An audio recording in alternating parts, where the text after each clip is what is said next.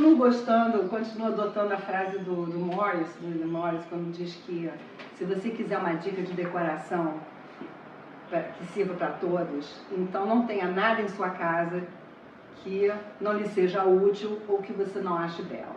E eu acho que você trabalha com essa parte técnica e tem a parte da beleza, da estética. A parte técnica sempre é uma parte que, quando você é um bom profissional, você pode resolver facilmente. Você vai resolver um problema de acústica, um problema de conforto ambiental, de insolação, um problema de iluminação, né? Um layout bem feito. Agora, mesmo você sendo um bom arquiteto, na questão da beleza, na questão do gosto, do bom gosto, continua sendo a parte mais complexa e mais polêmica da profissão. E por incrível que pareça, as pessoas não apreciam isso como uma ciência e como uma sabedoria, né? Por isso tão mais fácil para um engenheiro ou para um homem da ciência eles serem respeitados pelo cliente, né? Nenhum cliente vai discutir com um calculista quantas barras de ferro vai colocar numa estrutura, ou numa ciência também, se você tem uma invenção nova, científica, tecnológica, as pessoas dificilmente discutem com um médico, né? Se você vai qual a dose do remédio. Mas é muito fácil para um cliente discutir com um arquiteto ou com um design de interior, quando a questão é estética e a questão é da beleza, todo mundo entende. Sabe que a beleza é realmente uma ciência, existe também uma sabedoria que é no mesmo nível das outras. A arte tem o mesmo nível da técnica, de complexidade, de sabedoria. E que a pessoa que trabalha com design de interior, ela deveria ser respeitada enquanto alguém que tem um gosto profissional, que é fora do gosto leigo, porque são duas coisas completamente diferentes, né? Aquele ditado que diz gosto não se discute o gosto leigo. Sim. Mas o gosto profissional, claro que se discute. Se a gente não discutir o gosto profissional, a gente vai discutir o quê? Então, o gosto ele tem toda uma ciência, toda uma sabedoria também, né? De que você vai trabalhar esteticamente aquele produto. E estética, como eu vejo, estética é um objeto estético, é um objeto que ele incorpora em si experimentalismos técnicos e artísticos. Isso é um objeto estético. Estética não é realmente, no campo da arquitetura e no campo da arte, no campo do design, estética não é só, né, assim, algo efêmero, algo gratuito. Estética, ela tem também um entendimento técnico, por isso ela é um objeto estético, porque tecnicamente ela é correta. E dificilmente você tem um trabalho artístico, mesmo uma pintura, mesmo um quadro, que não tenha uma experiência técnica, né? Porque se você comparar o campo da arte com o campo da matemática, por exemplo, elas são bastante similares, porque os dois são atividades humanas, e o homem não consegue fazer nada que não seja intuitivo e racional, artístico e técnico junto. A arte é extremamente técnica. E existe um grau de intuição enorme no campo da matemática da ciência. As pessoas acham que matemática é algo exato, mas não é verdade.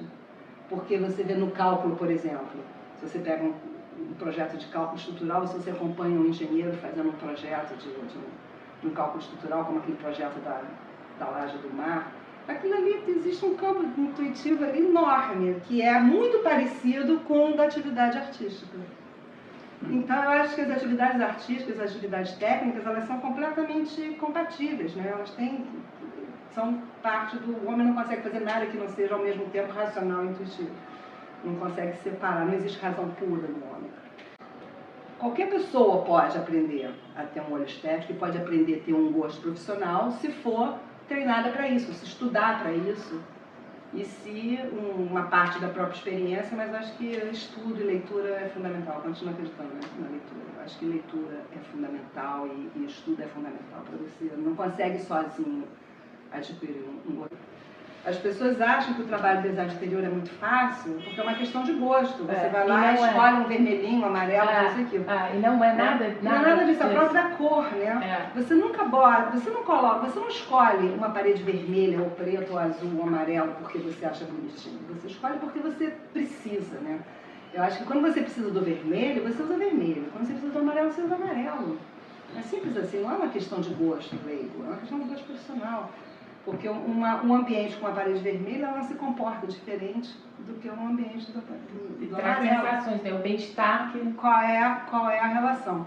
E eu acho que qual é a relação disso com as características locais, com a incidência de luz do local, tudo isso vai te dar os tons de cores que são adequados para ali ou não. Então nada é questão de gosto leigo, tudo é gosto profissional e que você tem que adquirir ao longo da sua vida, que é a essência do projeto de interiores, que é o bem-estar da pessoa, a boa qualidade de vida, né?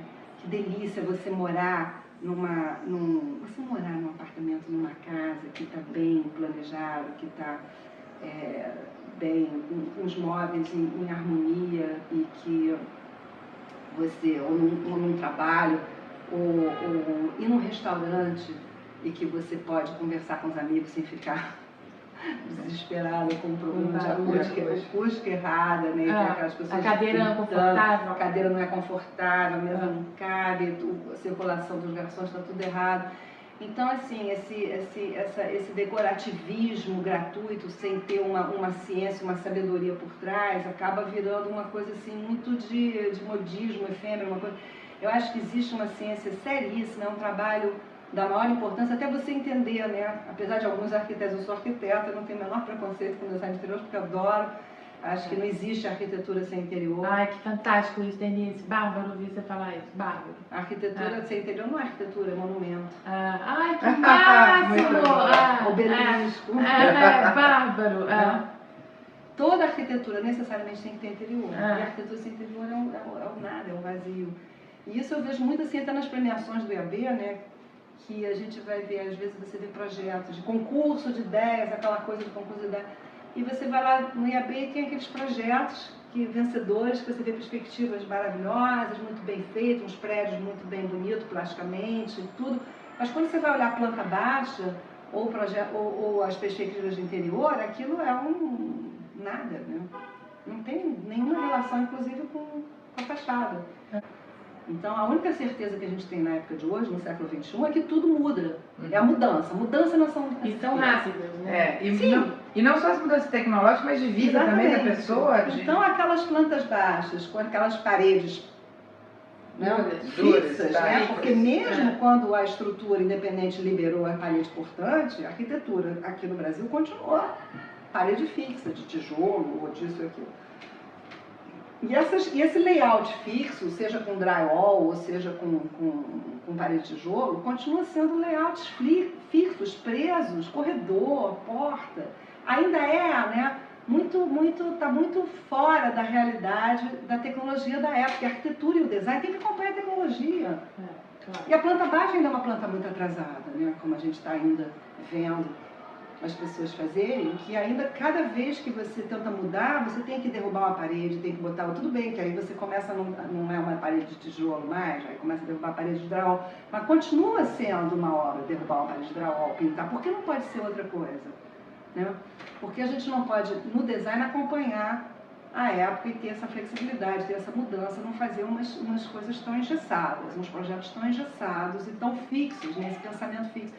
Eu acho que a época de hoje, a época do Airbnb, né, que você sai de casa uma semana, aluga teu apartamento para depois você vai passar uma semana lá, aluga para o outro. Eu acho que hoje em dia as pessoas não estão mais querendo ter tanta coisa presa, tanto armário, tanto você pode trabalhar com o laptop do colo em qualquer lugar do mundo, qualquer lugar que você tiver. Então, eu acho que assim, tem toda uma garotada hoje que está vindo com uma mentalidade muito diferente. Eu estou fazendo muita fé nesse pessoal mais jovem, que está vindo com uma cabeça muito diferente, muito menos engessado.